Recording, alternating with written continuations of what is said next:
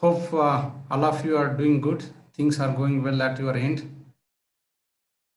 Okay, so today seems to be screen little slower. Share my screen.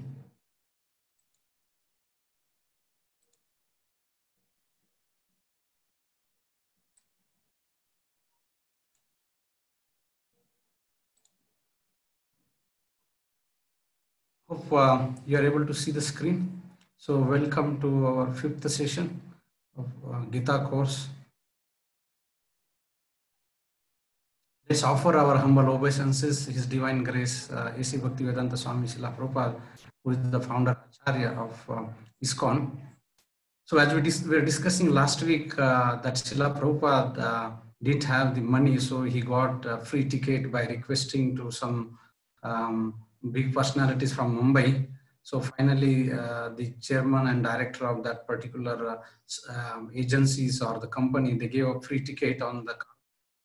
And then Srila Prabhupada was ready to go to the United States of America in 1965. And at that time, he was already 70 years old. And all he has with him is 40 rupees, Bhagavatam, first canto, second canto, and some little stuff with him, a typewriter, umbrella, and for cooking, he had a two-story tiffin. And all this he carried in trunk, and then he was ready. So it took almost 37 days for a journey to reach to the United States of America, Boston Harbor. And on that journey, he had two severe heart attacks. And still Srila Prabhupada was so dedicated and sincere to his service that nothing could stop him from going to the United States of America. And the pilot of that cargo ship, actually, he mentions later that he had never seen such a peaceful oceans in his journey earlier. But when Srila Prabhupada was personally present on that cargo, the whole ocean was actually very peaceful. He writes that. And Srila Prabhupada, in his dream, actually, he sees Krishna. And then, so Krishna wonderfully assures him, don't worry that you will be able to reach and able to success in your mission of spreading the message of Bhagavad Gita and Bhagavatam. So to that personality who has taken so much of hard endeavor to just give this message of Bhagavad Gita and Bhagavatam all over the world. So let's offer our humble obeisances to His Divine Grace, A.C. Bhaktivedanta Swami Srila Prabhupada. Namo Om Vishnu Padaya Krishna Prestaya Bhutale Srimate Bhakti Vedanta Swami Niti Namine Namaste Saraswate Deve Gauravani Pracharine Nirvishesha Shunyavade Pachatta Deshatarine Jai Sri Krishna Chaitanya Prabhu Nityananda Sri Advaita Gadadhara Srivasadi Gaura Bhakta Vrinda Hare Krishna Krishna Krishna Hare Hare Hare Rama Rama Rama Hare Hare.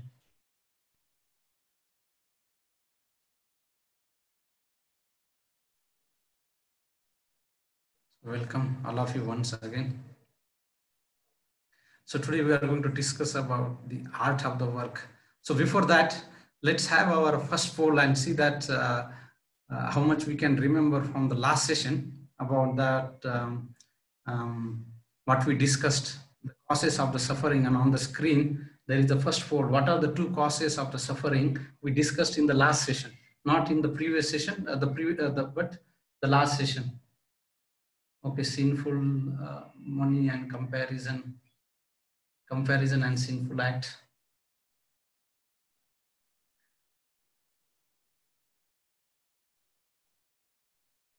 And I see there's a spelling mistake.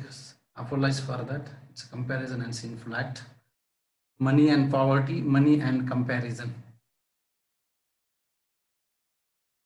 So we can quickly have rest of the participants to have a quick call, a quick opinion, and then we'll move on.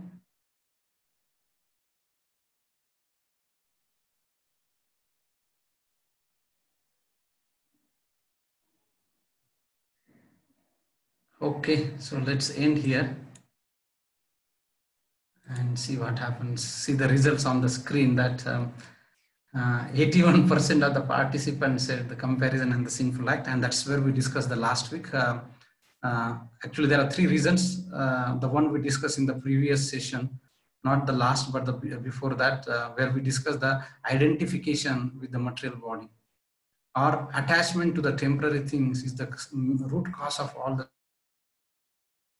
sufferings. And comparison and the sinful act. Comparison is that what we get the delta happiness from others when we compare with others, and the sinful activities. When we commit the sinful activities, the result will be on our way, either good or bad. Of course, when we do the sinful activity, the results are not very palatable.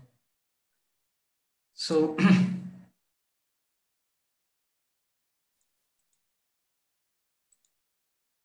let's see what we are going to discuss. So recap. We discussed Bhagavad Gita, the fulfilling needs. Happiness comes from fulfilling needs, and the basic need are the physical, emotional, psychological. But more than that is the more important is the spiritual need. If that need is not fulfilled, the person feel incomplete. It's like the fish out of water. And that spiritual need is actually fulfilled by Srimad Bhagavad Gita. And in the next session, we saw about the success formula. We saw that Duryodhana he had all kinds of resources with him. Not only the resources he had, he also planning, and he was encouraging all of these people, but he was not success. And the reason because that Yatra Yogeshwara, we saw that the success formula is that whenever Krishna is with anybody, I mean, wherever Krishna is there, the success is assured. That is where Bhagavad Gita 18.78 says that Yatra Yogeshwara Krishna Yatra Partho Dhanudhara Tatra Sri Vijaya Bhutir Dhruva Nitir Matir Mama. He says that all the victory, the opulence, the morality, and all those things will be there when Krishna and Arjuna are there. And in the previous two sessions, we discussed the root cause of suffering, the attachment to the temporary things, especially body and related to the body, and the attitude of comparison that we discussed, the attitude of comparison. We saw the story of that person, worshipper of Kali. So he was happy what he got, but when he saw that the others are getting double of that, and he was very upset. So then finally we saw how the story ends, that he's asking benediction that plug one of my eyes so that the neighbors will lose both of his eyes, because that was the benediction that was received. Whatever he would get, double of him would be received by the neighbor. And the last things is the committing wrong acts. We saw that Bhagavad Gita actually start dhyato vishayantos, anything that we start with meditating on the same subject. And when the same subjects are, when we start meditating on the same subject, it develops the attachment. From that attachment comes the lust. Lust is not only that. One of the questions was that lust means it's just only the, is it in terms of the having attachment to the opposite sex? No. Lust means anything than fulfilling the desires of the Supreme Lord and engaging in one's own sense gratification. That is also called as the lust. And from there, if that is not fulfilled, or desire is not fulfilled, then comes anger, krodha. And krodha, then sammoha, smriti bhramsha, buddhinasho, and buddhinasho pranashyati. So we can see that we cannot control the action, the wrong action. If you see that, we cannot control the action. If someone says, don't get angry, it will be very difficult. And because of the conditioning, because of the previous sanskara that has gone, the person will be prone to get angry again and again. And because the reason is that we have to see where it gets started. The anger is the result of something else, and the result is what we actually put in our consciousness, or what we heard, or what we are exposed to that, and that is very important. Example is given that when somebody jumps from the from like say 10th floor of the building, and when he's jumping, once he jumps, he has no option now. He cannot control the from that. All he can do just observe that. But if you want to control whether you want to jump from that cliff or from the top of the building, only he can do before the action. So similarly, we see that the anger or the things that happens, it is the result of what is happening earlier. So that is what we feed to the system that will actually result into the action. So we have freedom to choose our thoughts, our words, our deeds. But once we have acted on our choice, we have no power over our reaction. So it is very important that we choose our deed, our thoughts very carefully. And that brings us to this wonderful topic, is that how we choose our activities. How do you know what is right and what is wrong? So that is where we are going to discuss the art of the work. So this session particularly is primarily on the 3rd chapter of Bhagavad Gita. And what we are going to discuss about the work or renunciation, which is best. Shall we work or shall I renounce? And what if I don't want to work and just become inactive or idle or not doing nothing? What about bhoga and tyaga? We'll discuss about that. And then how authority of the scriptures, and finally the practical tips. And before we start, let me wish all of you very, very happy Purushottam Mass.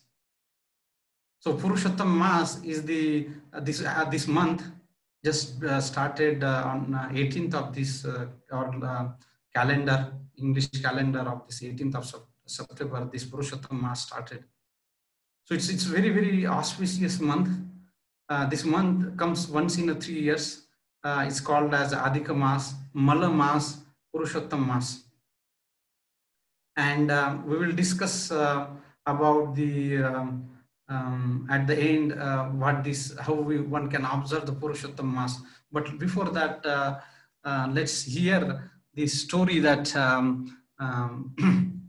was asked by Narada Muni. So Narada Muni once asking to Lord Brahma, can you please tell me the glories of the Supreme Lord Sri Krishna? And Brahma knows that Narada, he has heard so many times and he is aware of all the glories of Lord Krishna, but he's asking these glories for the benefit of other people. And that is where then it was told to Narada that, yes, I will tell the glories. And that is what Lord Krishna actually told to Yudhishthira Maharaj, and he tells the story about this Adhika Mass, or the Mala Mass are called as a Purushottam Mass. So once, by the arrangement of the providence, this Adhik Mass came to this world, or the Mala Mass. So when this month came, this additional month, when came to this world, people were treating this as a very inauspicious month, because that is why it was called as the beginning, it was called as Mala Mass. Mala means dirty. So this month was called inauspicious month. So because it was people were not supposed to do any religious activities or auspicious activities during this month. So that is why this month was considered or treated as an inauspicious month. And that is what is called as a Mala Mass. So because of that, nobody was ready to touch this month. And it was treated as untouchable. It was blasphemed, criticized, unprotected by everyone. And that month personified, because in Vedic culture, everything has a personification. The river is personification. The mountains are the personification. The month is personification. So the month Mala Mass, she, as the woman, she felt very bad. She was being criticized, blasphemed, untouchable by the people, because they say that it is inauspicious things, just like that people don't touch the inauspicious things. So similarly, this month was inauspicious. So having been rejected and being very sober mood, she went to Lord Vishnu in a very pitiful condition. And that pitiful condition actually she narrates what happens to that. And after hearing, so to tell her story, she goes to Vaikuntha Loka. And as soon as she sees Lord Vishnu sitting on his asana, she offers her obeisances. And then she actually narrates the whole things, what happened. So she said that, oh my Lord, you are the auspicious of all the auspiciousness. You are the protector of all the helpless people. and please, now I'm in such a situation, please help me. I need your help here. Please protect me from this. People are criticizing me, blaspheming me. So I need your protection. Please give me your protection. Having heard these pitiful conditions of this Mala Mas, Lord Vishnu actually says that, okay, you need not to worry. Those who take shelter, they need not to worry. I give you all protection. So having said that, so Lord Vishnu takes Mala Mas that to her, to the Lord Krishna's Goloka Vrindavan. And that is where now she actually, Lord Vishnu narrates again what happened to her and how he now promised to protect her. So having heard that situation, Lord Krishna says that, okay, now you are being protected by Vishnu. I will tell you that I will make you as good as like me in quality, in a fame, in auspiciousness, opulence, and giving benediction to the people in general, to the devotees and in general to the people. So that means I bestow my all the qualities in you, and then you will be worshipped as the best auspicious month. Not only that, this month from now onwards will be called as a Purushottam Mas, like it will be named after me, because Krishna is called as a Purushottama. Purushottama. If you see in calendars, you will see that this month is called Purushottama, because Lord Krishna gave benediction to this month, Mala Mas, Adhika Mas, that you will be glorified, you will be worshipped by the people, and you become most auspicious things on this earth. Especially you will become the king of all the masses. And then he says, because now you have I have imbued all my qualities, then now you are like my wife. You are my wife and I'm your husband. And that is where now Krishna says in Bhagavad Gita that I am known as a Purushottama, and you will also be known as a Purushottama. Purushottama means the best among all the things. If you go to Jagannath Puri, it is called as a Purushottama Kshetra, because it's the best of all the Dhammas. So Lord Krishna is called, Bhagavad Gita 15th chapter, he's called as Purushottama. In both the words, I am called as a Purushottama. So this month, henceforth this month, or you will be called as a Purushottama. So Krishna is actually giving benediction to this Adhik Mas. He says, the people who worship this Purushottam Mas, particularly in this month, all their sinful activities will be burned to ashes. Not only that, they will be bestowed with all the auspiciousness in their life, and after leaving this body, Tvakta Deham Punarjanma Nayeti Mameti, so Arjuna says, after leaving this body, they will directly come to my abode. And that is how he is actually giving the benedictions to this Adhika Mas. And then he says, so people should start worshipping you, people should start glorify you, and because it's like the buy one and get one free. It's like Adhika means, Adhik is, it has two meanings. Adhika means additional month, just to get aligned with the lunar and the solar calendar. But Acharya says that Adhika means that you will get the, whatever the spiritual activities that you perform, you will get multifold benedictions are the results of that, like 10,000 or 1,000 times than in a normal time. So that is why this month is actually glorified as a Purushottam Mas. And then he says that, Lord Krishna says that the people in the performer of the austerities, tapasya, vrata, and following the upavas, observing the fast for whole life, they may not come to me. But if one observe this Purushottam Mas, they will actually come to me. And that is the assurance that Krishna has given to this Purushottam Mas. And he says at the end, he says that if any unfortunate soul, if he does not observe this Purushottam Mas, his road to the hell is assured. So such is wonderful, very auspicious month that Purushottam Mas. So this whole month is very auspicious. So we will see at the end how to observe this month, especially we as a practitioner, how do we observe this Purushottam Mas?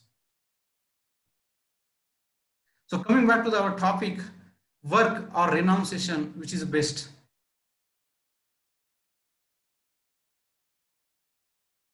In Bhagavad Gita, first chapter, Arjuna was confused. So he was saying, as we said, this whole discussion is about the third chapter. So let's have a quick recap of how Arjuna was confused. In the first chapter of Bhagavad Gita, he was completely confused. He said that I don't know what to do now. My Gandiva is slipping from my hand. My body is quivering. My mouth is actually drying up. I don't know what to do. And then finally he keeps his Gandiva down and he said that I'm completely confused. Then he surrendered to Krishna in the second chapter of Bhagavad Gita, and then Krishna gives a wonderful instruction starting from the Sankhya Yoga, Karma Yoga, and Buddhi Yoga. At the end, so Arjuna was told to fight in the initial part of the second chapter. And towards the end of the second chapter, Krishna actually talks about this Chitta Pragya Sadhu. And then Arjuna was thinking, Krishna is telling me about Sadhu, then it means that he doesn't want me to fight. So it leads Arjuna to a confused state of mind. And that is where he actually asked the first sloka of the third chapter. He asked, let's read this sloka. Arjuna uvacha jayesi chat karmanaste mata buddhir janardana tat kim karmani ghore mam niyojayasi keshava. So you will see that in Bhagavad Gita, Arjuna addresses Krishna in a different different names. And Krishna also addresses Arjuna in a different times. There is a context behind that, why Arjuna addresses Krishna in a different name. And here he's actually talking about Janardana, the maintainer of all the living entities. Arjuna said, "Oh Janardana, oh Keshava." The Keshava means the killer of the Kesi demon. Why do you want me to in the ghastly warfare? Because now Keshava means who has killed. So just like you killed the Kesi demon, you want me to engage in this ghastly warfare? If you think that intelligence is better than fruity work, so why you are asking me, oh Arjuna, why you want me, Krishna, why you want me to engage into this ghastly warfare? And if you think intelligence is better than the fruity work, better let me engage into this intelligence, utilizing this Buddhi Yoga, Sthita Pragya, or the sadhus. I don't want to engage into this. So he was a confused state of mind. At one point of time, you are saying you should fight, and at other point of time, you are asking me not to be being intelligent. So that is where Arjuna is a completely in a confused state of mind. So he says, shall I renounce or shall I work? And that is the state of Arjuna, that state of mind of Arjuna at the beginning of the third chapter. Now, typically the renunciations, so renunciation means giving up the things, sannyasa.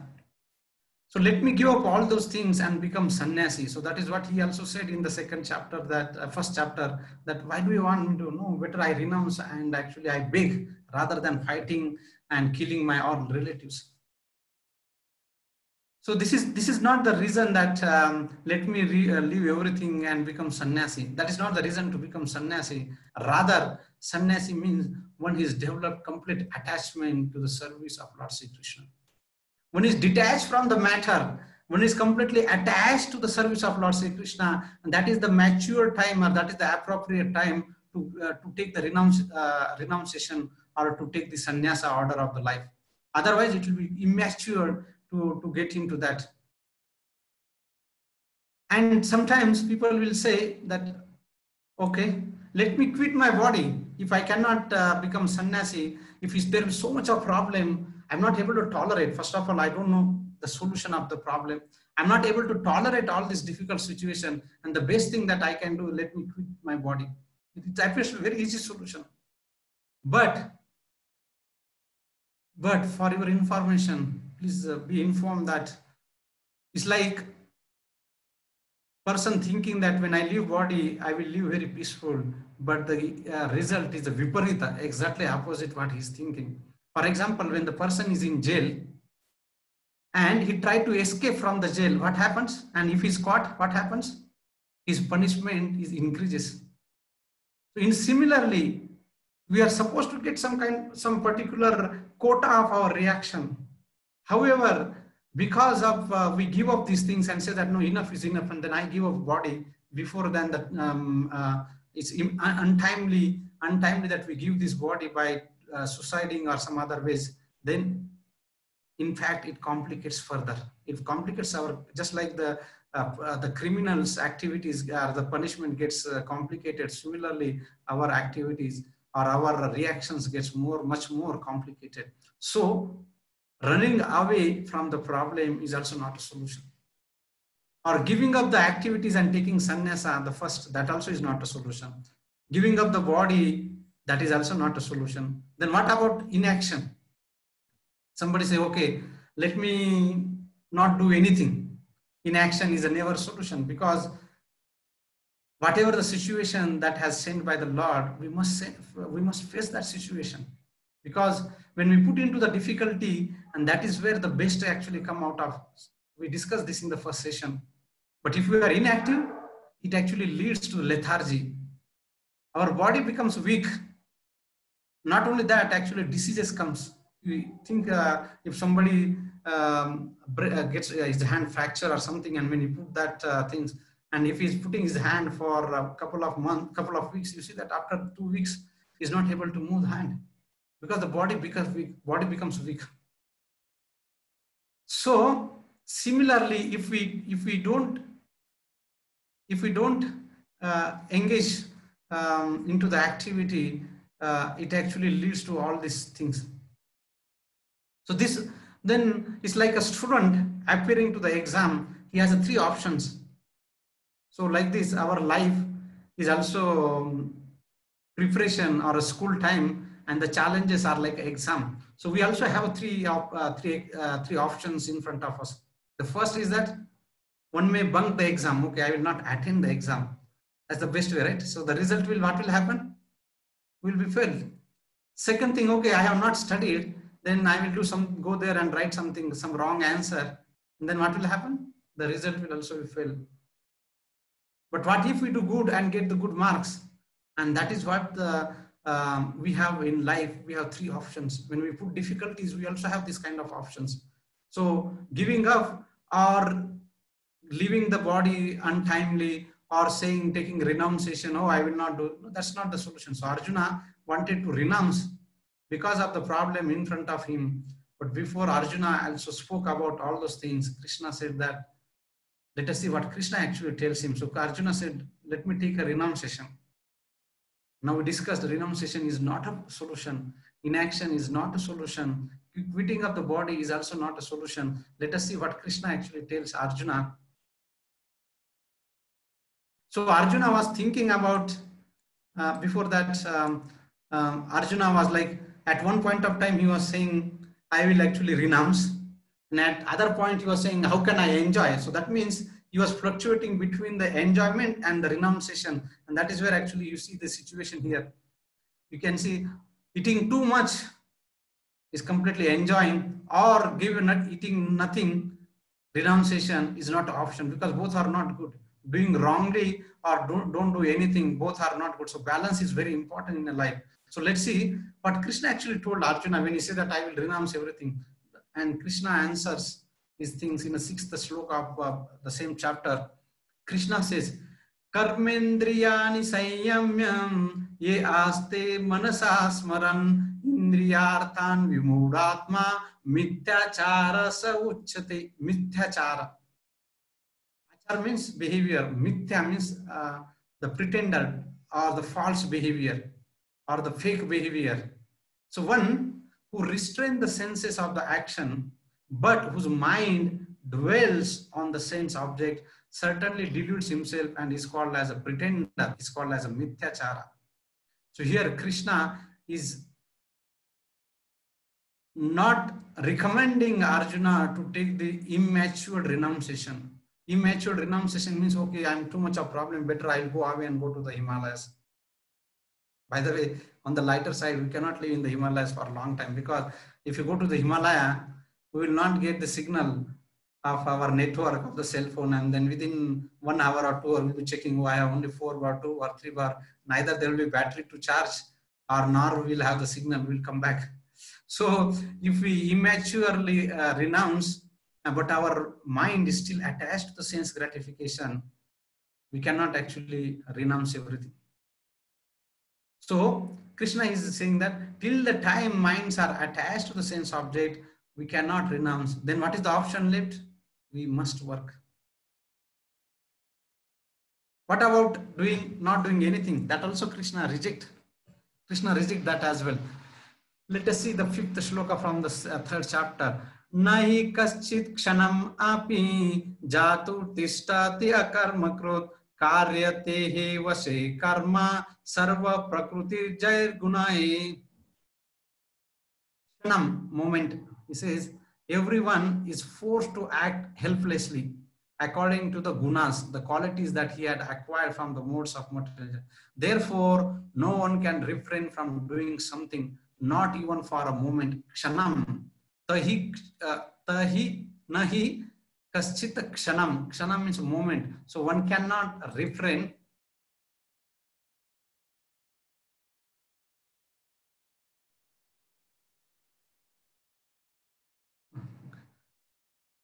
So one cannot even kshana means moment. One cannot be refrained from doing something, not even for a moment.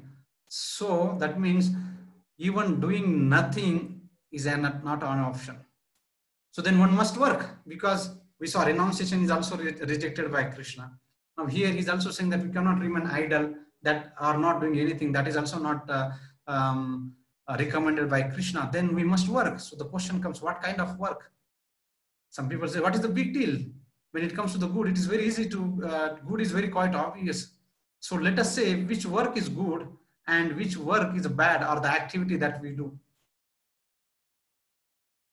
So now that brings us to the important topics of the art of the work. And before we start the art of the work, let us see what is the good and what is the bad work or the activity. So on the screen, there is a activity, the option A and option B. Let's have a poll here and see which work is good and which work is bad.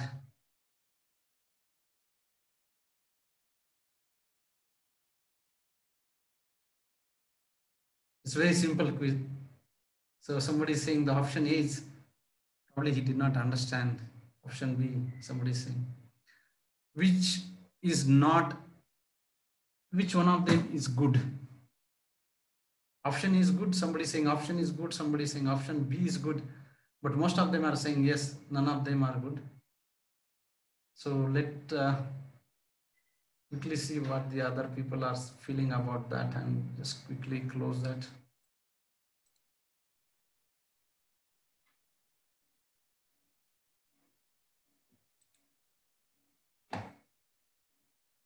Can you stop, Prabhu? No.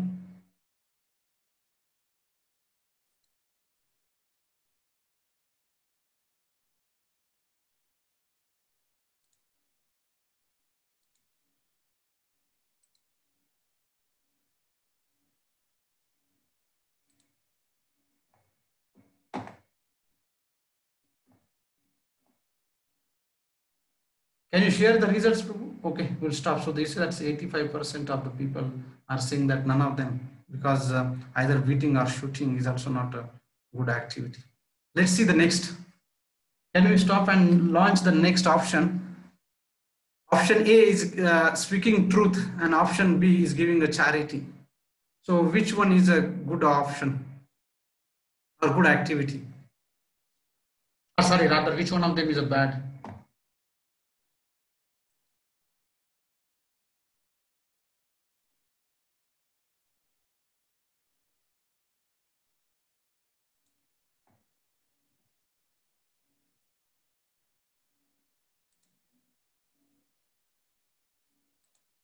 Okay, so let's end the poll here, say 72%. I think some of them are saying option A, truth is a bad. Some of them saying charity is a bad. And the 74% people are saying that, yes, none of them actually is bad. Okay, so let's end the poll here, Prabhu. And result, somehow my cursor is today not.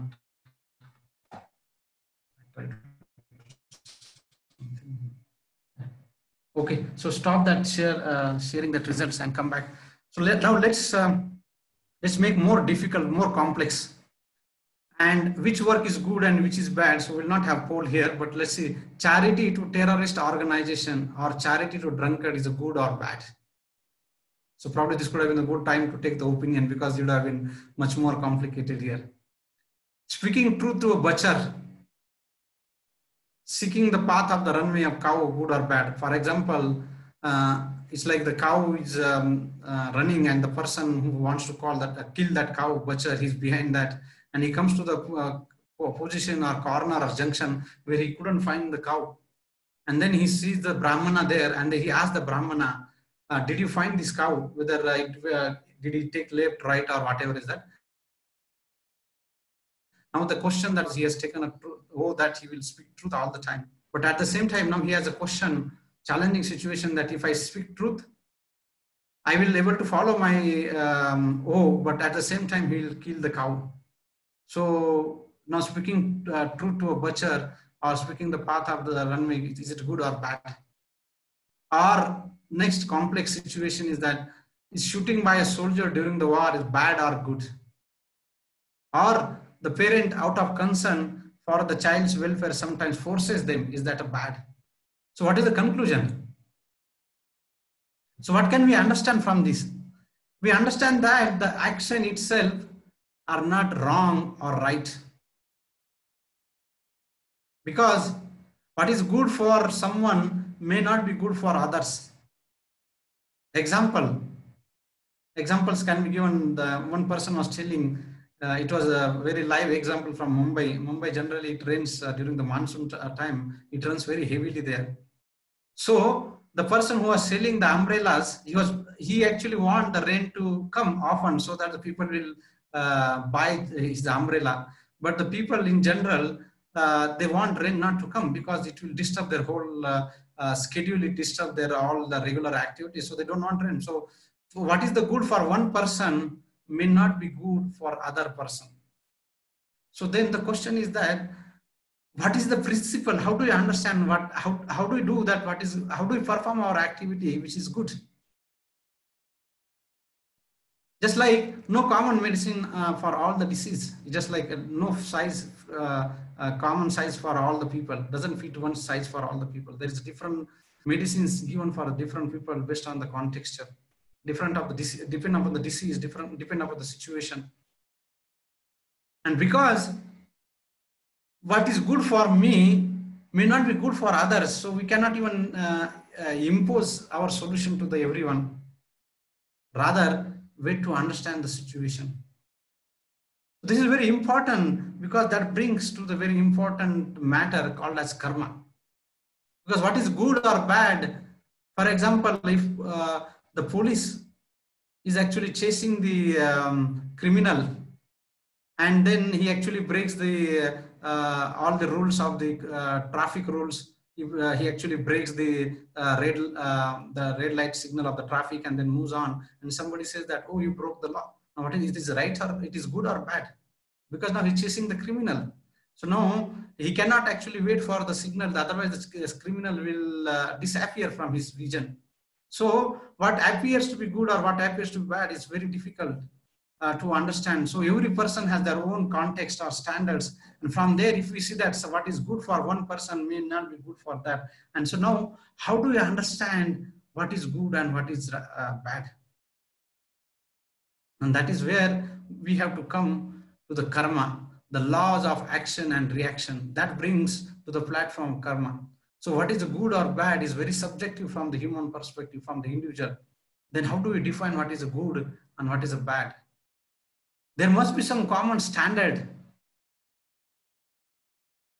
Just like if you go to the organization, if you're working for governments, for example, if you're working for the government of India, there's some rules and regulations, there's some do's and don'ts.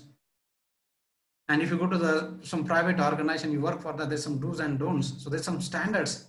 If you don't follow that, I cannot go there and say, okay, this is good for me. No, it's not according to my own whimsical things, what is good for me. No, according to the standards set by that organization, I must follow that, because that becomes the standard. Otherwise, every individual will have their own understanding, and it's very conflicting and very chaotic situation as well.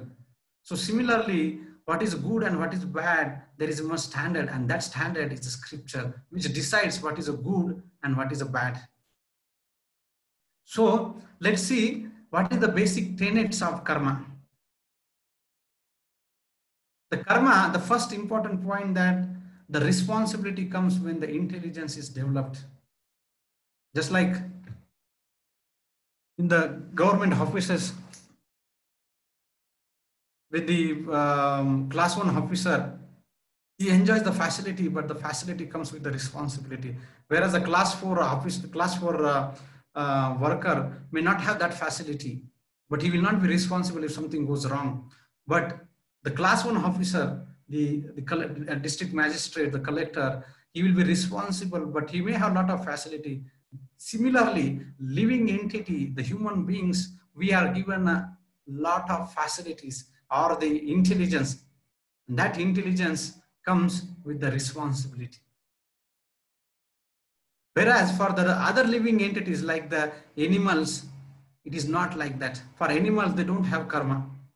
They act on their instinct.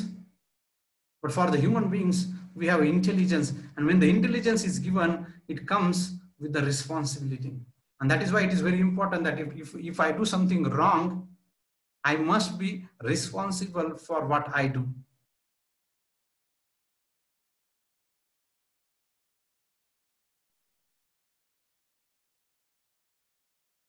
Just for a minute, I will stop that sharing and come back in a minute.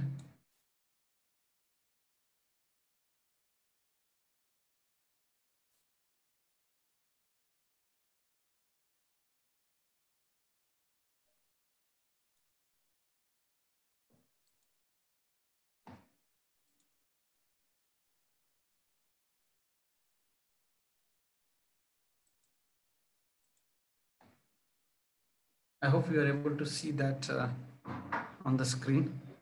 Yes, Kirti Mataji, can you just give thumbs up? Are you able to see my screen?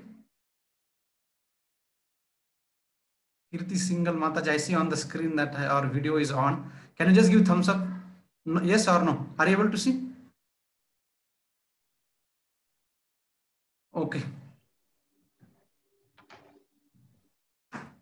So here, when we, as human beings, when we comes with the intelligence, then this intelligence comes with the responsibility. The facilities comes with the responsibilities.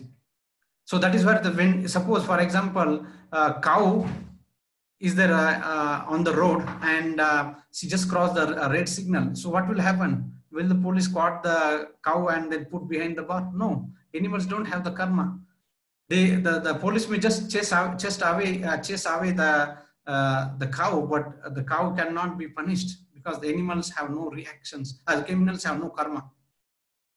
But human beings, being different from the the other living entities, because we comes with the specific facilities. And that facility is that the higher intelligence that we have, which the other living entities will not have, don't have. And because of that, we have the responsibility. The another basic important tenets of the karma is that every action has the equal and opposite reaction, just like Newton's third law of motion. So whatever we do, whether it's a good or bad, we are entitled for the results of that good or bad. And the human form of life is a junction. This is that from the Sattva Guna, one goes to the heavenly planets. When we are in the passion, we stay on this earthly planet, and we in ignorance, actually we go down. So human life is the opportunity. It is a junction that either we can go up, or we can go down, or we can stay wherever we are. Because this human form of life is an opportunity which is evolved over the many species of the life. And how many species of the life that we have? You would have heard that we have 8.4 millions, 84 lakh species of the different species are there. And that is where we actually see in one of the Puranas.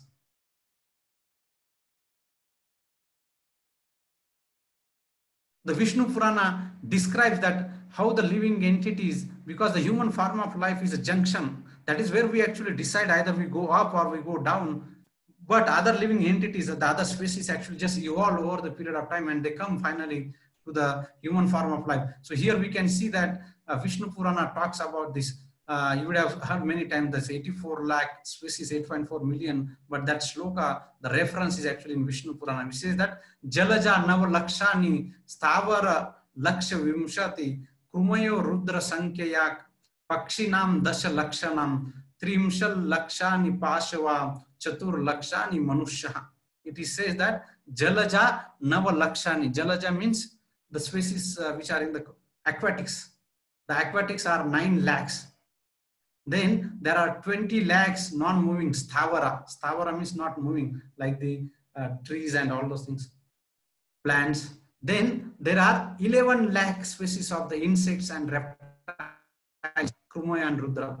And there are 10 lakh species of the Pakshinium, see the birds. And then there are quadrupeds, the entities with the 4-legged. There are around 30 lakhs.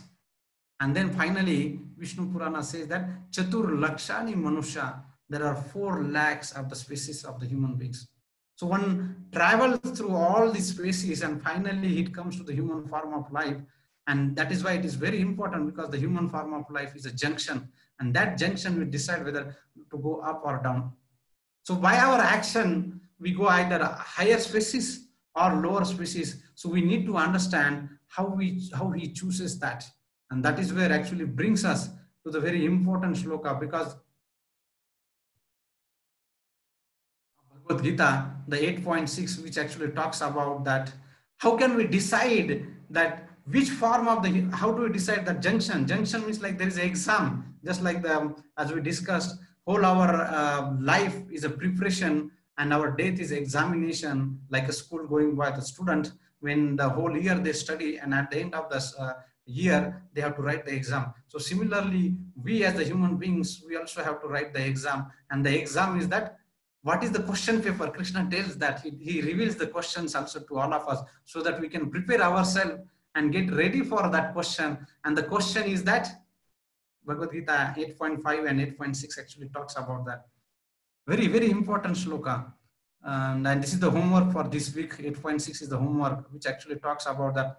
Yam yam vapi smaran bhavam tyajayante kalevaram tam tamaivaiti kaunteye sada tada bhava bhavitaha. So Krishna says, whatever the state, yam yam vapi smaran, smaran means remembram, whatever the state of the being one remembers, Taje ante kalevaram. Kale means the deha, the body. Ante means at the end of that. When one quits his body, at that time, whatever the bhav that he remembers, O Kaunteya, tam tam evati Kaunteya, sada tada bhavu bhavita, he will attain that state of without being failed, without fail.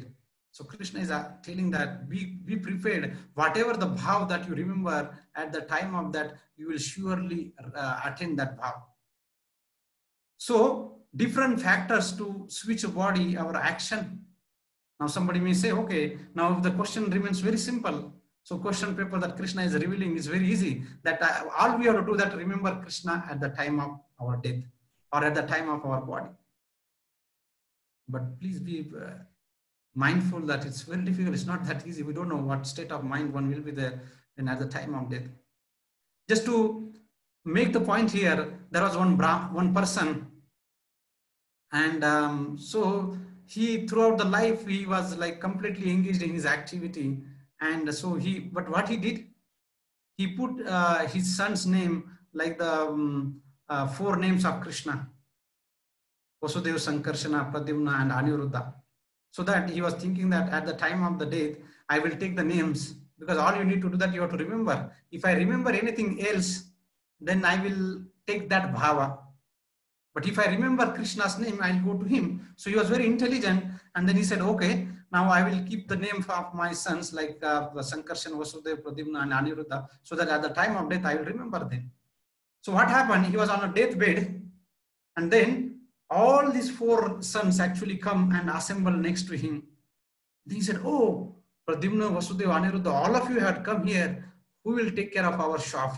That's all, he leaves his body. So what he remembered at the time of death was not the four names of the sons, but he remembered his shop. So that shows, it means that we cannot forcefully, or just like at the time of the death, we can forcefully remember something which we have not practiced throughout our life. If we have to remember something at the time of our death, we must practice throughout our life.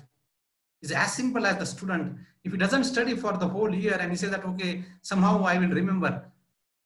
No way, all the best for him. He will not be able to remember that. He may do some illegal practices in material world, but we cannot cheat Krishna, because the Supreme Lord. We may cheat the people in the world, we may cheat some people in this world, or we may cheat all the people all the time, but you cannot cheat Krishna, because he's the Supreme Lord. So if you are not practiced throughout our life to remember Krishna, how is one assured to remember Krishna at the time of death? No way. So that is why, and Bhagavatam actually tells the story. So this actually tells us that we have to remember Krishna at the time of that. And if we have to remember, we must prepare throughout our life. Life is a preparation and death is an examination. And we must prepare throughout our life remembering Krishna. So Bharat Maharaj, you would have heard the story from Srimad Bhagavatam. Bharat Maharaj, a very, very elevated soul. He renounced everything and he went to the forest. When he went to the forest, somehow one day when he was doing his morning vidhis, rituals, when he saw that one sea deer actually gave birth to the baby. And because he was chased by the tigers, he was in such a fearful situation. And while crossing the lake or jumping over that, she gave birth to the baby. But because of the fearful by being chased by the tiger, that sea deer actually gives up her body. Now there is a small child, that deer is there. Now Bharat Maharaj sees that he's actually in the forest. He's on the very elevated person. He renounced everything. He was the emperor of the whole world, but he renounced. And then when he saw that situation, that the small deer was there, now he brings that deer to his cottage and start taking care of that deer. And slowly and steadily, he got actually attached. He was very anxious. What will happen to deer? If I leave my body, what will happen to this deer? And sure enough, at the end of his body, when he was leaving his body, what he could recall was the deer. And in the next life, what he became was a deer. It's very important that what we remember at the time of our death that is what the bhav that we will attain. Yam vapi smaran bhava taje ante kalevaram tam tame yaveti kaunteya sada tada bhava bhavita. So the karma is to, if our karma can actually take us to different situations, so we have to be very careful what kind of karma that actually we perform. So when Lord has given this intelligence, and the intelligence comes with the responsibility, and the responsibility means we are responsible for our karma. So that brings to the, because of the time constraint, we will discuss the other part of the next session. But what we discussed today is that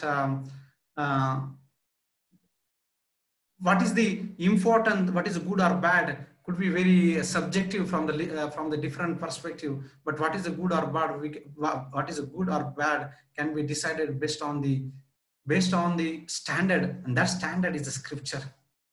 And earlier, Arjuna was actually confused. He was saying that whether I should do activity or shall I not do any activity. Krishna rejected both of them. He said that you cannot take immature sannyasa, and at the same time, you cannot remain idle also. You must work. Now, when you must do the work, the question is that what kind of work I should do, whether I should do good work or bad work. And now the question that who defines what is good or what is bad? And that is where we come to that standard, is that we must refer to the scripture. Because the human form of life is such a elevated, such a responsible life, that we comes with the intelligence, but we comes with the responsibility. And this is the human form of life, where it is a junction, and that junction decide whether one goes up or one goes down. And that is where we saw this sloka at the end, that yam vapi smaran bhavo taje ante kalevaram tam tameti kaunteya sada tada bhava bhavita. So one can surely, one will, whatever the bhav that one remember, you will be surely attaining that vow at the time of death. So the practical tip for this week is that we must have very strong faith in the scripture, because the scripture decide what is a good and what is a bad. Because what is good for me may not be good for others. What is bad for others may not be bad for me. So we have to have some standard, and that standard is our scripture. So we must have faith in our scripture. We understand that our senses are limited, just like that we cannot hear be less than the 20 hertz of frequency or more than 20,000 of hertz of frequency. We cannot see far distance. And even if we are seeing, sometimes we can see the what you call the illusion, just like when we see the stick into the water, it appears to be bent. So our senses are limited. Imperfect senses are there. So that with that imperfect senses, we cannot depend on our own things. We have to depend on the standard. And that standard is the scripture. Because our knowledge is perfect. It's coming from the Lord Sri Krishna, Purusha. The knowledge given in the scripture is perfect because it is coming from directly from Sri Krishna. And if Krishna has told us what he wants us to do, the choice is ours. We must do what he's telling us. Because the 8.6 shloka talks about Anta Kale Chamam, but before shloka is actually, the 8.mm Vapi Smaran Bhav, the before shloka, the 8.5, it actually talks Anta Kale Chamam, Eva Smaran Mukta Kalevaram, E Prayati Samad Bhavam, Yati Na Asti Atra Samshya. Oh Arjuna, don't have a doubt. If you remember me at the time of death, you will surely come to me. Then he says this shloka, if you don't remember me, but if you remember something else than me, then you will attain that bhava. And that is where Krishna is. So it is very important for all of us that we must live a life, a very responsible life. And at the end, as we discussed that this Purushottam Mass is very, very auspicious. So that gives us opportunity, because Krishna, if we follow what Krishna is telling us, and then Krishna has told us what we should be doing. So for all of us, what we should be doing this whole month of this Purushottam Mass, very, very auspicious month. The results are multifold. If you buy one, you will get 200, 300, 10,000 times. So of course, the homework for this week is shloka number 8.6. What can we do for, how do we observe, how do we worship this Purushottam Mass? Waking up early, if you are not used to that, at least wake up early, as early as at least 6 o'clock in the morning. One should take the bath in the river Ganges, but now we are confined because forget about, even if you are not confined, we are in Bangalore or different parts of the India or different parts of the world, that I don't know whether you have opportunity to take a bath in the river Ganges, but at least if you cannot do that, let's chant 3 times Ganga, Ganga, Ganga. It is as good as that we are taking a bath in the holy river Ganges. Every day offer the ghee lamp to see Radha and Krishna, deity or picture. And all of you are chanting 2 rounds of Hare Krishna Maha Mantra. I hope. Let's see that how many of you are chanting regularly. Let's have the poll here on the screen and see that how many of you are chanting the Hare Krishna Maha Mantra on a regular basis. So here is the poll here, and see that how many of you are chanting 1 round daily, more than 1 round daily. Chanted few days, but somehow because of the work and the things and the last that couldn't get time. So we request all the people from the 4th option to move to the at least 3rd, from 3rd to 1 and 1 to 2. So almost 35 plus 20, 55% of the people are saying they are chanting 1 round or more than 1 round. So nice to hear that. And some of them, 39%, they chanted few days, but request not make to few days, but every single day. And then 6% people are saying that they have not chanted, couldn't get time. But I request them that please make a practice, because especially this month is very, very auspicious, very, very auspicious. And then you can see on the screen that 6% people, so I request 6% and the 39% people to make it a regular habit of chanting Hare Krishna Maha Mantra every single day. And especially this month is very, very auspicious, where one can get the multiple one and you get 10,000 times. Can you see any mall or shop actually giving such kind of offer that you buy one and you get 1,000 times than what you are actually paying for? So that is why this month is very auspicious. So chant minimum 2 rounds of Hare Krishna Maha Mantra every day. And very important that read Bhagavad Gita 10 minutes every single day, especially chapter 15. that from our Bhakti Center, we have every day 8:30 this whole month. You can join, you can chant you can recite this Bhagavad Gita chapter 15 on your own, or you can join us on every Wednesday 8:30. Sorry, every day we are reciting this chapter number 15 from Bhagavad Gita, whatever the way, whatever is convenient to you. So you can participate that and chant. This is the one of the smallest chapter of Bhagavad Gita, has only 20 shlokas and wonderful shloka. And in this shloka, in this chapter itself, Krishna actually tells that in 15.18 he is called as a Purushottama. So that is why this particular chapter is called a Purushottama Yoga. And this is also recommended to recite these shlokas in the month of Kartik, which is also very, very auspicious. So this whole month of this Adhika Mas, even though it is Mala Mas, dirty things, but Krishna says that once you start engaging in this spiritual activities, the results are multifold. So I request all of you to follow this, chanting 2 rounds of Hare Krishna Mahamantra, reading Bhagavad Gita chapter 15 every single day. And it's just a matter of 10 to 15 minutes. If you cannot do alone, join us. We'll be more than happy to have you and serve you.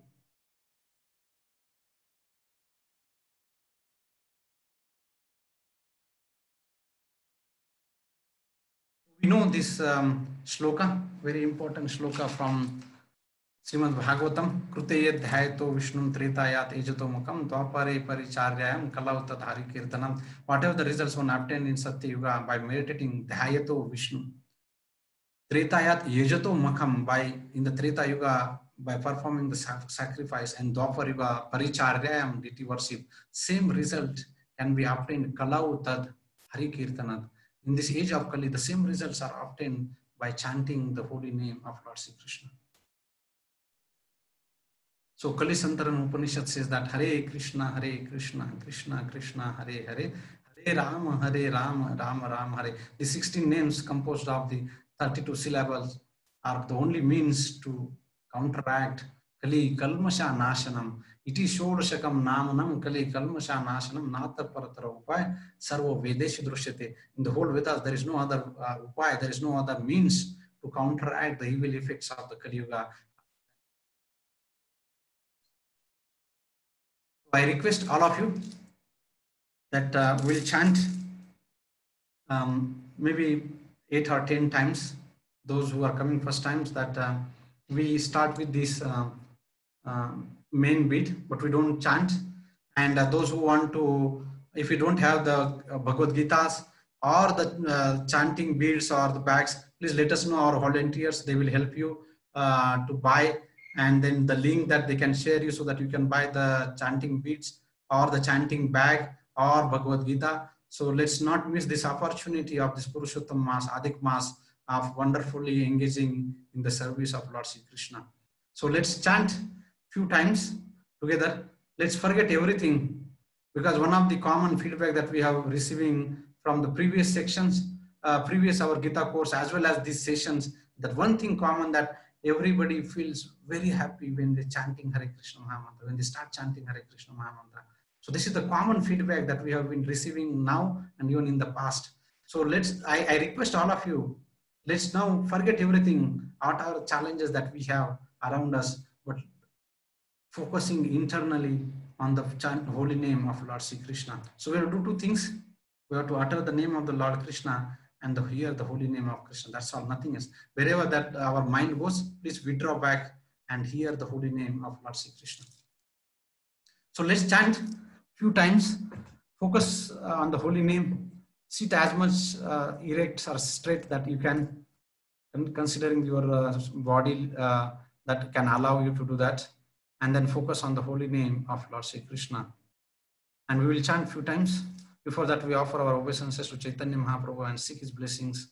Jai Sri Krishna Chaitanya Prabhu Nityananda Sri Advaita Gadadhar Srivasadi Gaura Bhakta Vrinda. Hare Krishna Krishna Krishna Hare Hare, Hare Rama Rama Rama Hare Hare, Hare Krishna Krishna Krishna Hare Hare, Hare Rama Rama Hare Hare, Hare Krishna Krishna Krishna Hare Hare, Hare Rama, Rama Rama, Hare Hare, Hare Krishna, Krishna Krishna, Hare Hare, Hare Rama, Rama Rama, Hare Hare, Hare Krishna, Krishna Krishna, Hare Hare, Hare Rama, Rama Rama, Hare Hare, Hare Krishna, Krishna Krishna, Hare Hare, Hare Rama, Rama Rama, Hare Hare, Hare Krishna, Krishna Krishna, Hare Hare, Hare Rama, Rama Rama, Hare Hare, Hare Krishna,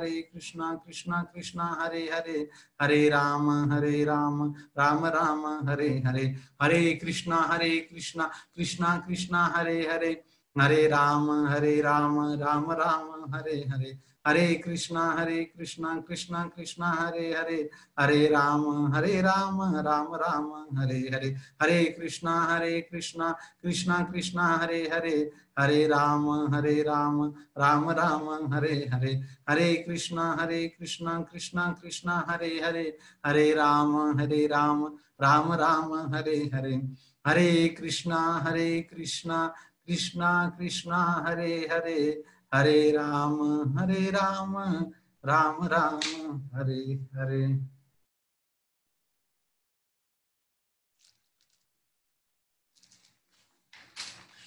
Hare Ram, Ram Ram, Hare Hare. So, couple of announcement that if you have any questions, please connect to our volunteers. Our volunteers are there to help you, assist you. Second thing is that if you don't have any volunteers or assistants or the guide or the mentor, please let us know. That we will be more than happy to allocate the volunteer so that he can help you. And you have any questions, you can ask him, talk to him, and write to him. So with that, let's answer. We have some time. So next session we'll discuss about what are the different types of karma: vikarma, sakarma, and akarma. What if I don't know the laws of karma, and then if somebody is doing wrong, how shall I correct him or not correct? I don't want to do something wrong, but something inside with me is forcing me to do that. Who is that, and how to overcome that? So that is what we'll discuss the next week. So let's open up for the question answer here.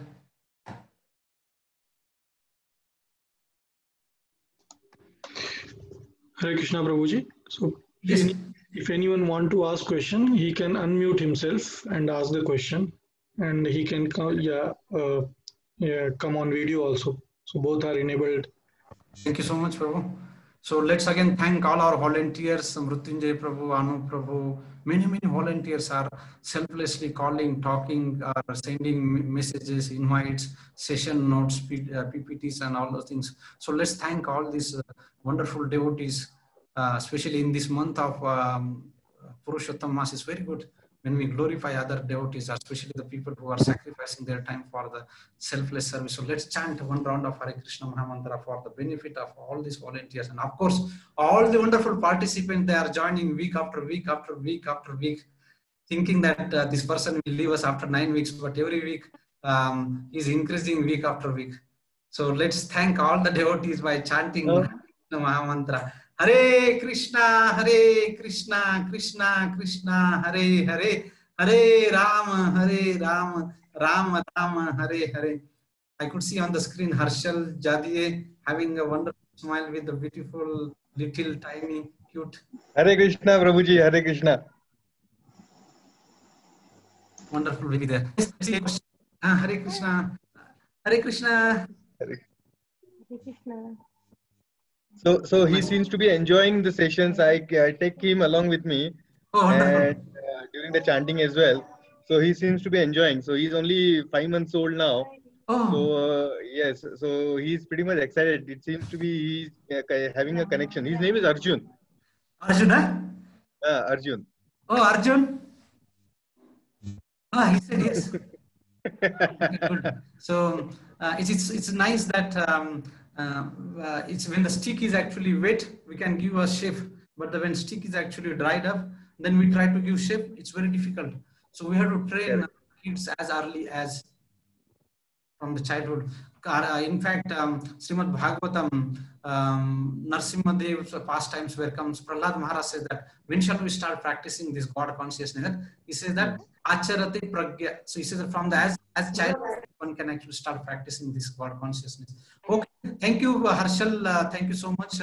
Anybody has any comments? Questions? Hare Krishna, Prabhuji. Hare Krishna. Hare Krishna. Hare Krishna, Prabhuji. Yes, sir. Hare Krishna. Like the session I have.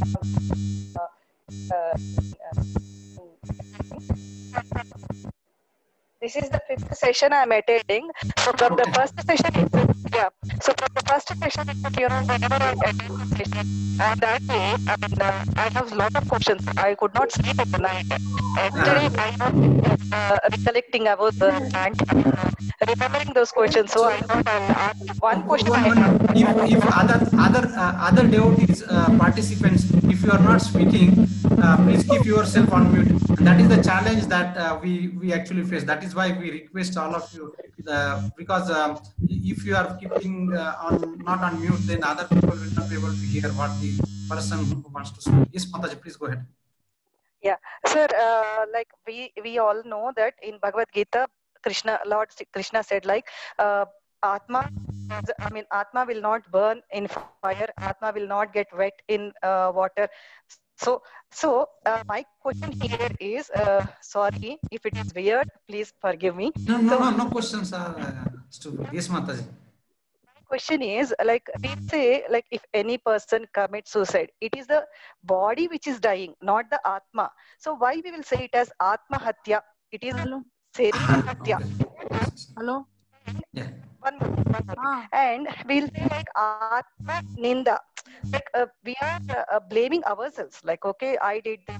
This is my mistake. I have done this. So that is the body who has done the mistake, not the Atma inside the body. So why we say Atma Ninda? It is the Sarira Ninda, right?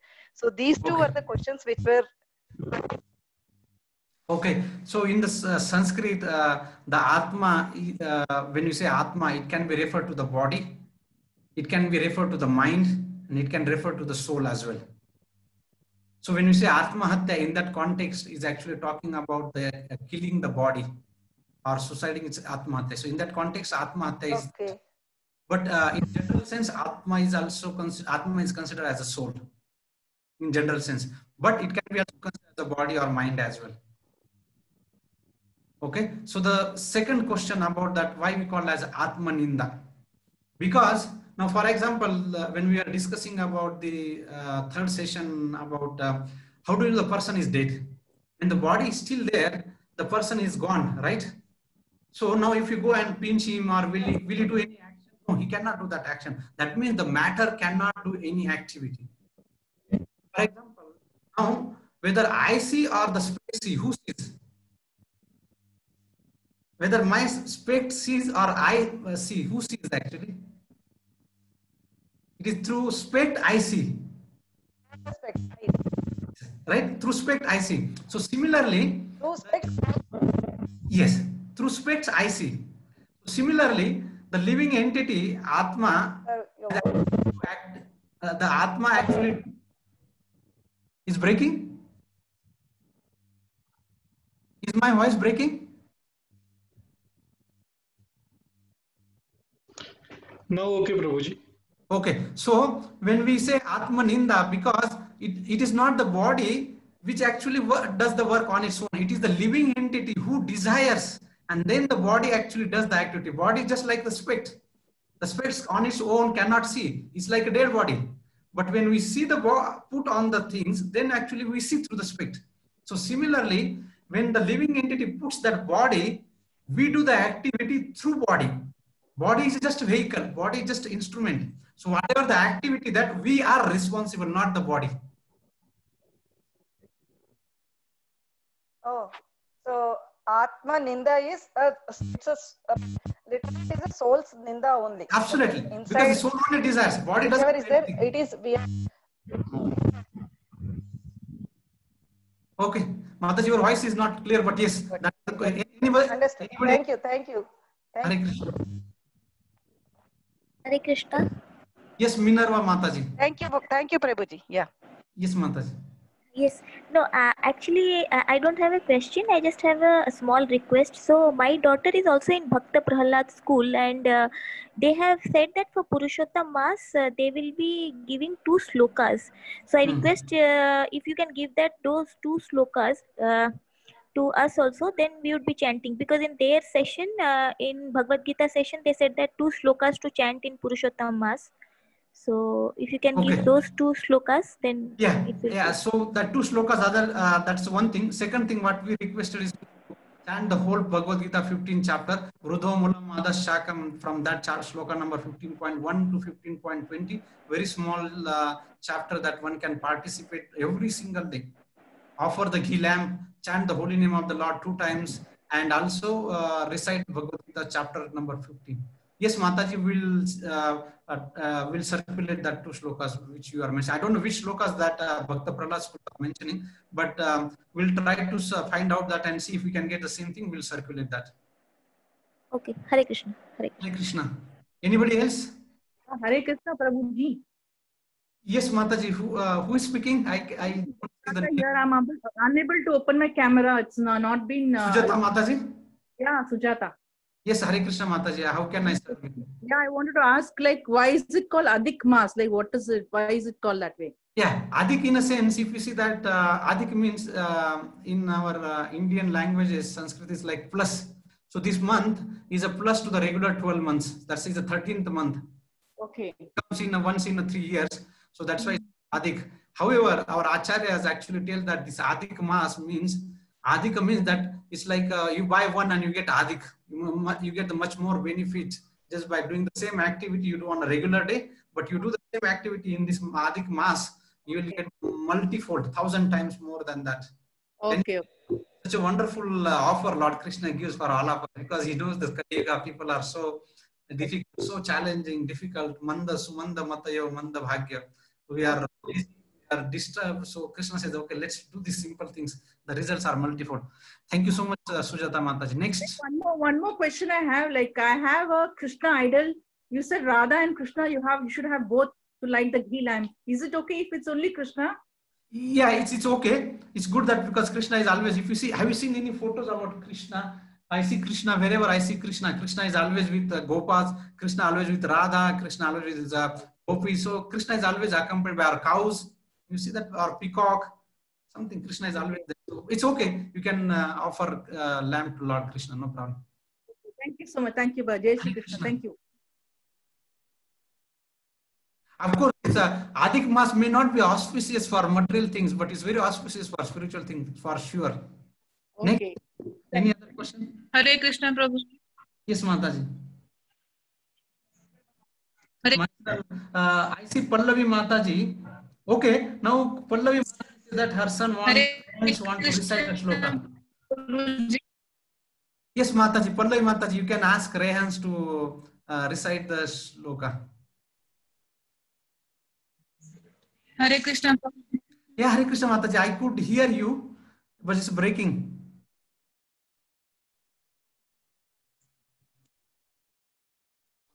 I couldn't hear you. Okay, so let me ask. That reminds me that meanwhile, we'll come back to the Pallavi Mataji. Meanwhile, any devotees who have been chanting, reciting the shlokas, new participants.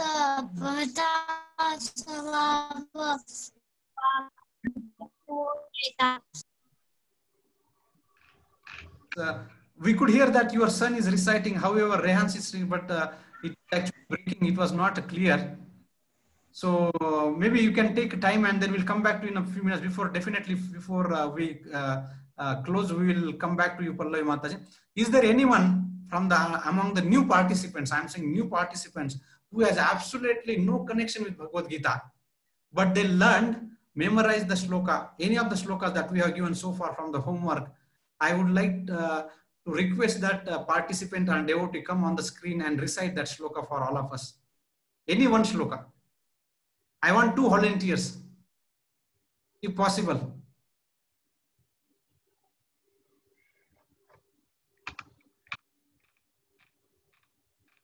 Hare Krishna. Can we have 2 volunteers here?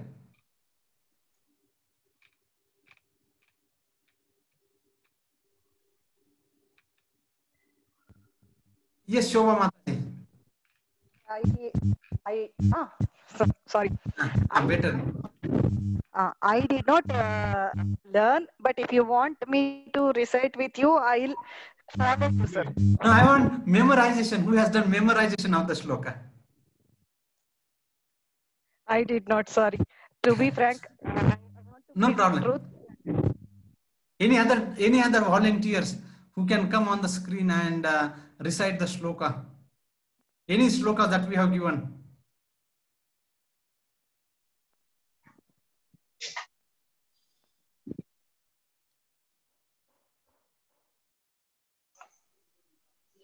Yes, Shivani Mataji. We could see you on the screen. मैं कोशिश करूंगी, मैंने याद किए हैं। हाँ बोलिए माता, थोड़ा सा जोर से बोलिए माता जी। मैंने याद किए हैं, बट थोड़ा प्रोनाउंसिएशन में मुश्किल हो जाता है। कोई बात नहीं माता जी, ट्राई करिए।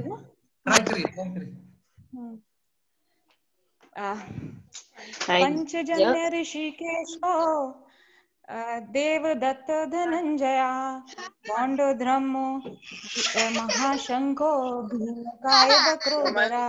Very good.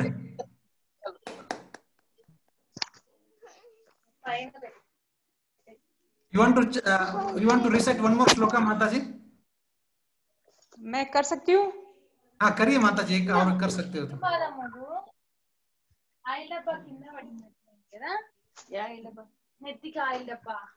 Others can be on mute, please. Karnam Venkat Prabhu can be on mute.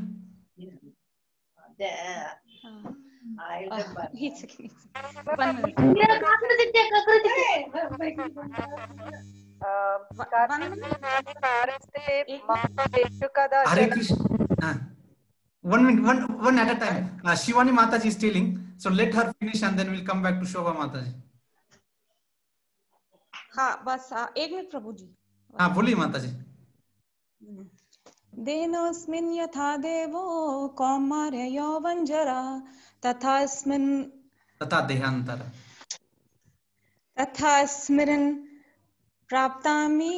आगे मतलब मुझे देहिनोस्मिन् यथा देहे कौमारं यौवनं जरा तथा देहांतर प्राप्ति धीरस्तत्र न मुह्यते।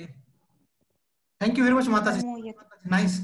At least we had one volunteer who came on the screen and recited shlokas. Very good. So we will continue to do that homework for all of you. So please recite the shlokas. So wonderful. It will actually enhance our memory. Yes, Shobha Mataji.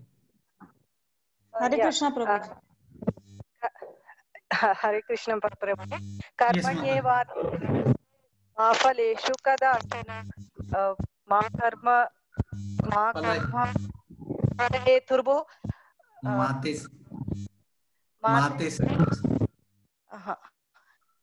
Sangaswa Karmani. Thank you very much. Very nice. That is the famous shloka that being generally getting recited in India. Okay. So Sanjay Prabhu is saying, is the Purushottam Mass is allied to the Kartik Mass? Do we reap the same benefit? Yes, Prabhu. Because both are called as a Kartik Mass is also Purushottam Mass. This is the Purushottam Mass. So we get the similar benefit. So Kartik Mass comes once in a year, whereas Adhik Mass comes once in 3 years. So, and both are actually very, very bestowed with a very wonderful auspiciousness by Lord Krishna personally. So are very wonderful. Yes, any other questions? Pallavi Mataji, can we have you on screen, Rehans, to recite the shloka?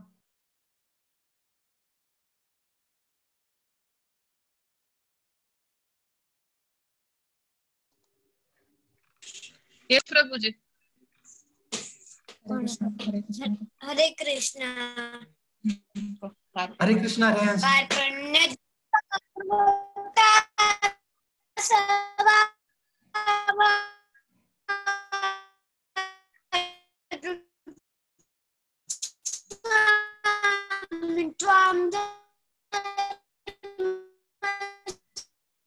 Mataji, your band.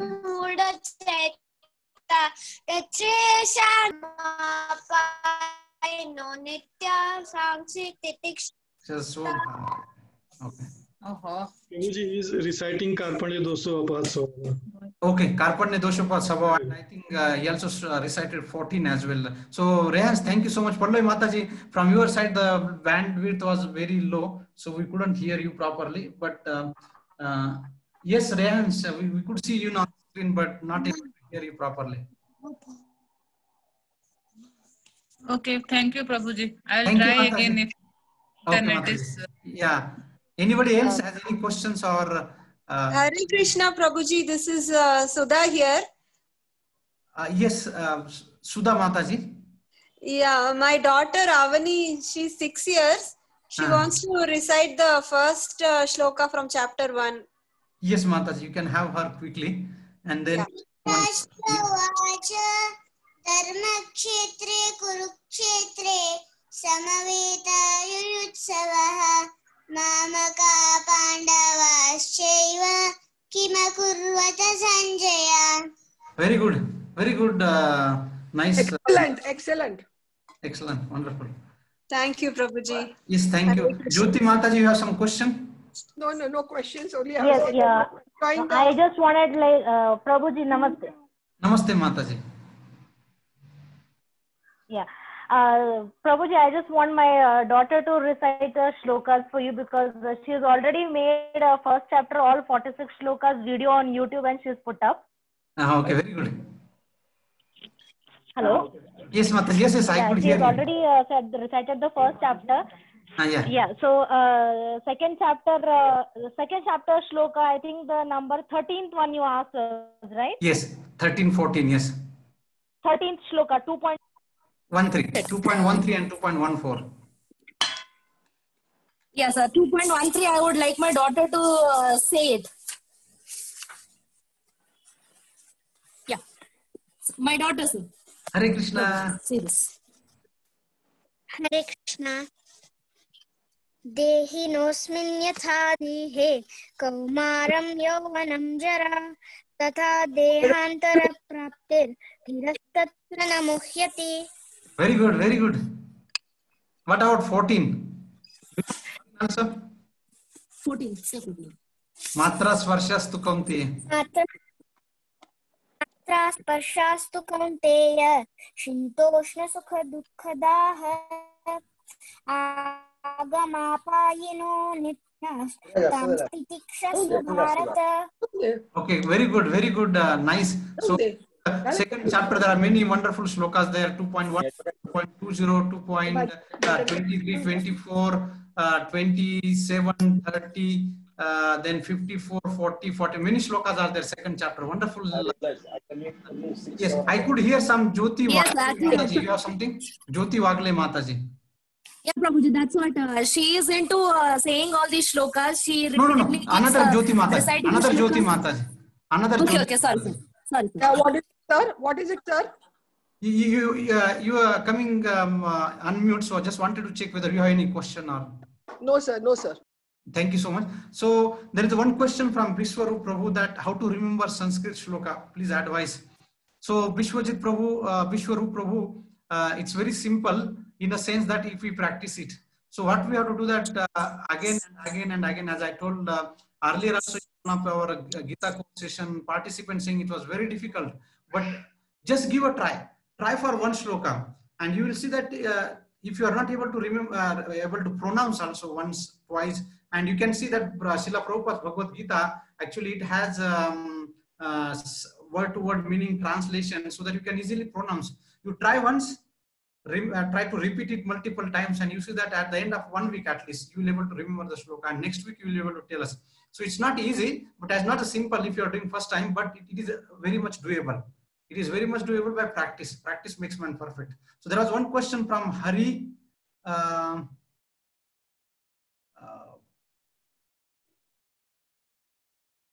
Rika, okay. How can I find nature? What is that? Okay.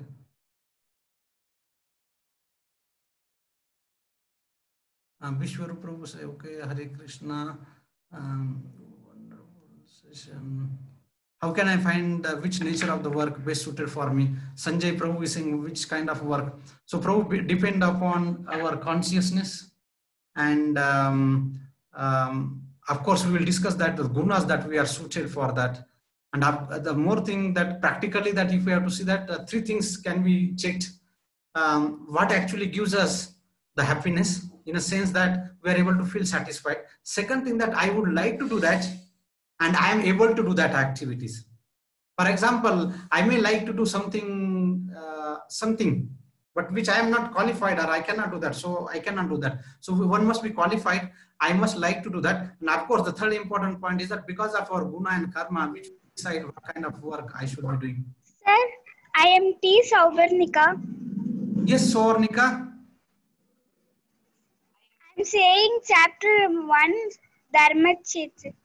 Okay, 1.1. Yes, you can go ahead. Before that, let me just one question. Hari Govind Prabhu is asking, how can I get Bhagavad Gita and needs mala? So Hari Govind Prabhu, if you can give your number to volunteers, or to here you can write, and then we'll get connected to you for this Bhagavad Gita and the beats. Yes, Sauvarnika, how can we hear you?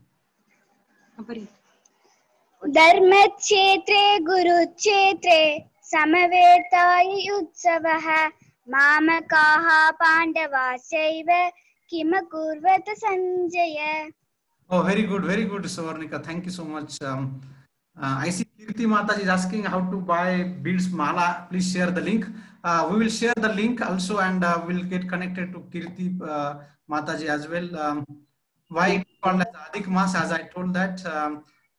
Then, okay, how to remember that is okay. There's something like destiny. Dr. Jyoti Mataji is asking, her daughter just recited the whole Bhagavad Gita chapter. Okay, sir. Yes, sir. Sauvarnika, you have something more? Hare Krishna Prabhuji. Yes. No, sir. Till the 12th chapter, first sloka. Can you make your video on? Yes, Prabhuji. Okay, Hare Krishna. Hare Krishna Prabhuji. And till the 12th chapter, first sloka, Prabhuji. Okay, please. Rushik Sai. Srimad Bhagavad Gita Dvadashodhyaya Bhakti Yoga Arjuna Uvacha Evam Satata Yuktaye Bhaktastam Paryupasate Ye Chapraksharam Avyaktam Desham Ke Yoga Vikramah. It was not audible, but I think which chapter you are singing from? 12th chapter, 12th chapter, Prabhuji. Oh, 12th chapter. Okay. So I see there is some question, important question from Jyoti Mataji. Is there something called destiny? All our actions are predefined by God. As we discussed earlier, if our all actions are defined, see there is a different actions and results. Results are because of our previous karmas. However, the action that we do, we always have a choice. Because today's our choice will define our tomorrow's future or tomorrow's destiny or results, what we call as karma. So destiny is not that everything is fixed. The results are fixed, what we'll get. However, what we do today will decide tomorrow's things. So that means it depends on what choices that we are going to make. So no matter what happens, we always have a choice. Krishna has given all of us, all the living entity, as a free will. And that free will has a choice to decide what is a good or what is right, or whether I should come to this class or I go out, or that choice is always with us. Nobody can take us that choice from us. However, the ability to take that decision may be reduced depend upon our previous karma. Prabhupada gives an example for just like when the cow is actually tied to the rope. The cow's freedom is depend upon the length of the rope. Some of the cows, the length of the rope may be more so that they can have a longer radius circle with a bigger radius, whereas some of the cows may have a shorter rope with a shorter circle. So what does it mean? Because of our previous karma, the circle may be reduced. However, there is always a choice to take we have always a free will to take a choice, to take a decision. So yes, whatever we have done in the past will come as a result, but the activity we can actually choose, and that activity also depends upon the circle depends upon our previous things, but we always have a choice. Which shlokas we can teach kids? Pallavi Mataji is saying that which shlokas. So there are important, you can actually, kids are, their memory are very superpowered, so they can remember many shlokas in a, very quickly. So you can try to teach him all the 700 shlokas from Bhagavad Gita. If not, at least 108 important shlokas you can try. Again, Hare Krishna, what is the role of free will if everything is predestined? So I answered that, Swarna Mataji, that not every, what is predestined is the result, but what we do today will actually decide the tomorrow's future. So it is the results what we are getting today is because of the previous action we have done. So it is we have decided that what we will get in the future. So it is just because we are not able to see what we have done in the past. It doesn't mean that we have actually forced on us the results. No, it is because of our previous action. Just like that, our yesterday's action can decide our today's result. Similarly, our today's action can decide our tomorrow's reactions, results, or fruits.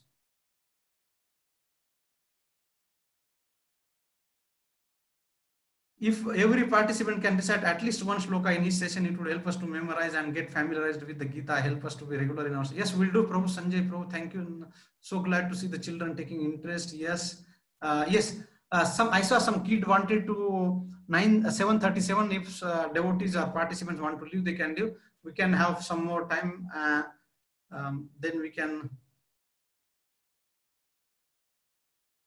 Okay, Kirti Mataji's good question. If renunciation is not the correct way, how do we dedicate ourselves to the devotion when we're tied with so many responsibilities? Yes. Good evening, sir. Yes, you can go ahead. We'll wait for you. I will wait for the other answer. You go ahead. I know the chapter 1 second sloka, sir. Yeah. Go ahead and recite the second sloka. Sanjaya uvacha drishtadru pandavanikam Yudam Duryodhanastata Acharyamapama Sangam cha Raja Vachanama Pravi. Okay, I will ask question to you. What is your name? Sauparnika. Sauparnika. So question is that who is saying this shloka?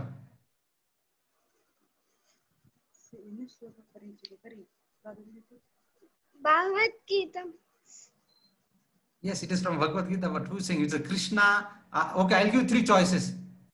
Krishna, Arjun, Duryodhana. Sanjay. Fourth option, Sanjay. Arjun, okay. So please go and see that who has that. It's not Arjun who had that, because Arjuna first time in Bhagavad Gita comes only in the 21st, 23rd sloka, not before that. Okay, it's not Arjuna for sure. Okay, so there is a question from... Okay, sir. Yeah. You just see answer that. You go to the Bhagavad Gita chapter 1 and see who is seeing that. Okay, sir. Thank you. So nice of you. So nice of you. Thank you, sir. If renunciation is not the correct way, how do we dedicate ourselves to the devotion when we are tied with so many responsibilities? Hello, Prabhuji. This is Kirti. Can I ask my question in person? Yes, Mataji, that will be more personal than getting impersonal. Reading your question, we'll be more than happy to hear. Yes. Hare Krishna, Prabhuji. Prabhuji, what happened? Can you switch on your video so that we'll be able to see you? I cannot. It says host is not allowing me. Okay, Mataji, no problem. Please go ahead.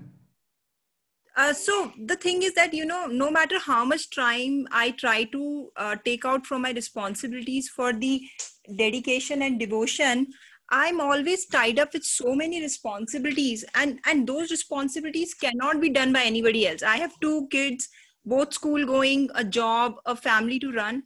And every day I wake up, I think of doing something more for my devotion, but I end up not doing it because I'm always tied up.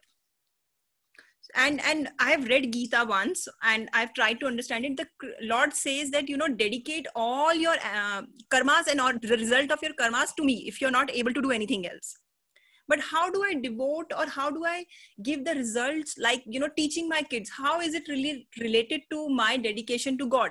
How is it going to, increase my devotion? Okay, so very wonderful practical question, Kirti Mataji. So the first question that you have when you have written here, the renunciation is not the correct way, then how do we do it? So when we say renunciation, if we can dedicate the whole life for Krishna, that is the best thing. However, like you, like me, or for most of us here are grahasthas. We have a responsibility of families, we have responsibility of our jobs, and taking care of kids. It's a very important things. So now, what happens, if you see, if that is the case, Krishna would have asked Arjuna, why are you doing all those things? You go to become a sannyasi and don't fight. But you know what Krishna asked Arjuna? Krishna asked Arjuna, fight. Tasmat sarveshu kaleshu mam anusmaram yuddhacha, 8.7 in Bhagavad Gita. Lord Krishna says that you do fight, but you fight while remembering me. So what does it mean? Remembering means Krishna is suggesting all of us, either we remember Krishna or connect his activities to him. Now, what we think, taking care of kid is not a service to God. But let me tell you, Mataji, you can see that the living entity, the other living entities which are dependent on us as a father, as a mother, or as a guru, as a teacher, or as a devatas, it is our responsibility to make sure that these dependents actually go from the cycle of, free from the cycle of birth. And so it's a huge responsibility on our shoulder as a father, as a mother, as a teacher, as a devata, that we relieve these dependents. So taking care of kid is not independent of Krishna consciousness. Because when we say Krishna consciousness, that means because now this soul who has actually Krishna has given in your care, there are two souls Krishna has given in your care. They have given specially by Krishna to you. Now it is your responsibility that you take care of them. But the important point that when you are taking care of them, that you think that these two souls are actually given by Krishna, and it is my responsibility that I take care of them as they are the part and parcel of Krishna. Just like I am a part and parcel of Krishna, these two souls, my two sons are also part and parcel of Krishna. That way, what you are doing, that you are connecting your regular activity with Krishna. Because whatever we are doing, that is what Krishna asked Arjuna, that you fight, but you remember me. And then you fight it.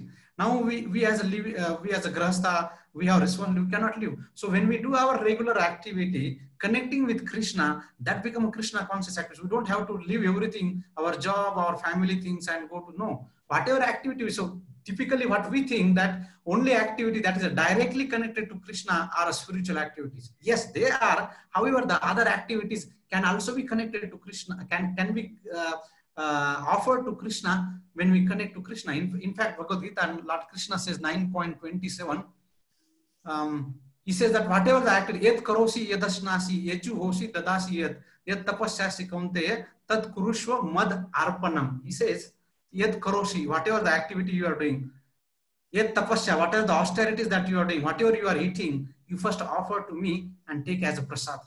You do the activity offering to the Krishna. Taking care of Krishna is activity. Can you offer that to Krishna? That now we have time, we have mind, we have intelligence. Can we give some of our time to engage in the service of Krishna? We can offer our activity to Krishna. If we cannot do, can we offer our results of our activity? What is the results of activity? Our money, our things. Can we give that to the service of Krishna? So there are different ways. First of all, we remember always Krishna. Manmana bhava mad bhakto 9.34, 18.65. Manmana bhava mad bhakto madhyaji mam namaskuru mame vaishasi yuktayo atmana mad parayam. Krishna says in Bhagavad Gita, you always think of me. In 12th chapter, he says that if you cannot do that, then he says lower things. At least you offer your activities to me. If you cannot offer your activity, at least give me your results of your activities to me. So Krishna uses different levels of devotional activities such a way that if we are not there, at least start with lower, giving the results of our activities. Connect the activities to Krishna and finally dedicate everything, Mad Arpanam, to Krishna. Everything we offer to Krishna. I hope that answered your question, Mataji. Yes, it definitely helped. Now, I mean, I'm thinking of things from a different perspective, not just about my spiritual growth, but everybody around me is my responsibility and it's part of my growth. Absolutely. Absolutely. That's the responsibility that the living beings we have, that we take the responsibility of our dependents and make sure that we make them free from the cycle of birth and death. Thank you very much. Good question. It's very practical. One more question. This is Jyoti Wagle. Yes, Mataji.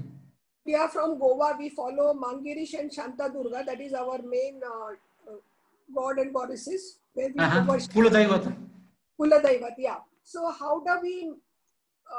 I have Balkrishna in my temple. I worship it, everything, Balkrishna.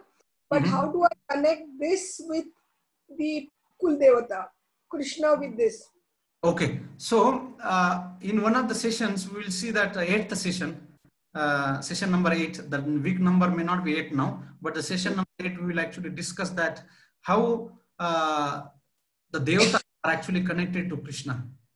And finally, worship Devatas. If we worship Devata, Krishna can also get connected, but our consciousness with which we worship Devata. Typically, in the material world, we actually go to the Devatas to get something that I do that.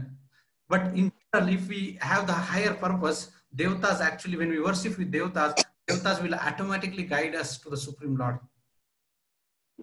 So that way, when we worship Devatas, also Devatas can connect to Krishna. But if we have purpose to connecting to the Supreme Lord, we'll discuss that in session number 8, where worshipping Devatas can also lead to the worship of Krishna, provided that we have a desire to connect to Krishna.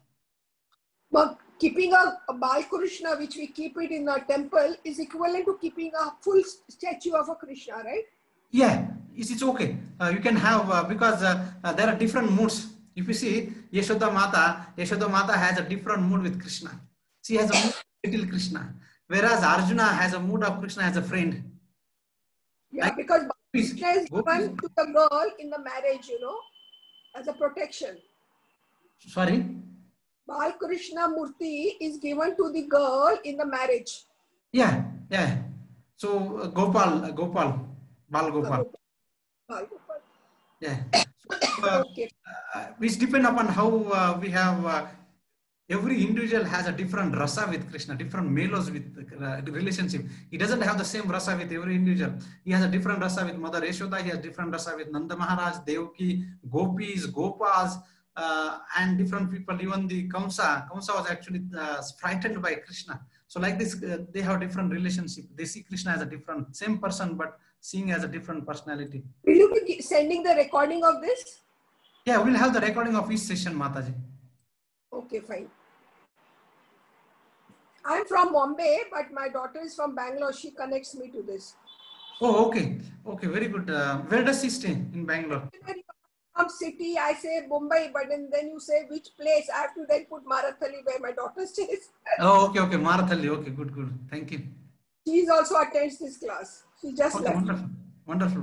Thank you so much for joining from Goa. Mother taught us when we were, I'm 67, my mother taught us Bhagavad Gita 15. She would collect all the children in the society and make us recite Bhagavad Gita 15. So nice. And this particular month is very wonderful. Okay, so it's 7:48. We will end here. If there is no questions, we'll meet next week. If there is any last questions, comments, we'll take it. Otherwise, we'll end it. Thank you very much. Would like to thank all the participants very sincerely, very dedicatedly. They attend the sessions. It gives encouragement to all of us, to our volunteer, to that we put much more endeavor, effort, so that these sessions becomes very enlivening to all of you, very fruitful to all of you, and more important, that becomes a transferring agent in your life. With that, let's end here, and I wish once again to very happy Purushottam, all of you that follow the rules or the guides, the practical tips that we have suggested. The next week, the sloka for homework or the recitation is 8.6, which talks about that how we remember whatever the bhav that we remember at the time of death, we will attend that. Thank you very much. Hare Krishna.